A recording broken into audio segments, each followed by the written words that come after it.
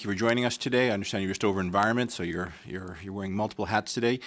You've got about 2 minutes and 11 seconds left in this round, and then we'll be moving on, but we will come back to you. So, Mr. McLean, okay, over well, to you, thank please. you.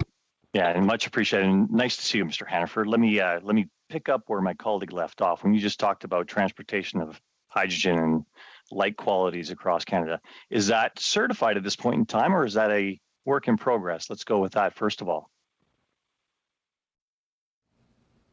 Sorry, the mic wasn't on. Can you repeat yourself, please? I'm sorry. I would describe it as a work in progress. I would too. Thank you very much. And what do you think that's going to require? Like 5% hydrogen into the natural gas stream in Canada? You know, I maybe will defer to my colleague on sort of details, but the blending levels, I think this is one of the areas where we continue to study what the effect of higher concentrations of hydrogen would be on existing infrastructure. That's where you get into questions around retrofit as well, but I'll turn to my colleague. No, I think you've answered the question fairly well. I appreciate it. I'll get your colleague later in the day. So we're talking about a test right now to get to approximately 5% hydrogen and a 95% remainder gas stream, but turning that 5% of hydrogen from natural gas into hydrogen to get there. So really testing the infrastructure we have over what would you say, a 3-year process? That's my. Okay, and then we'll get to 10% in the next 3 to 5 years?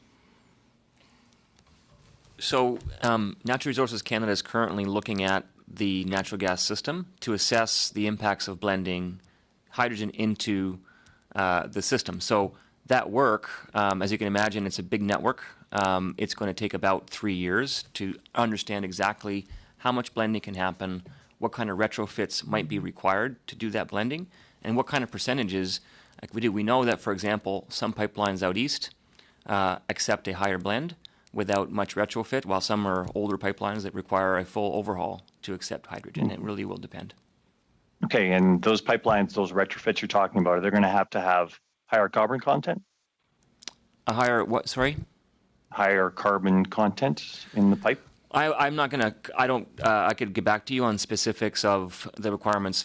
Typically, we know out east they use some plastic-based materials, and those tend to be more resilient to hydrogen, but I would like to get back to you on that one in particular if you'd like. And thank you.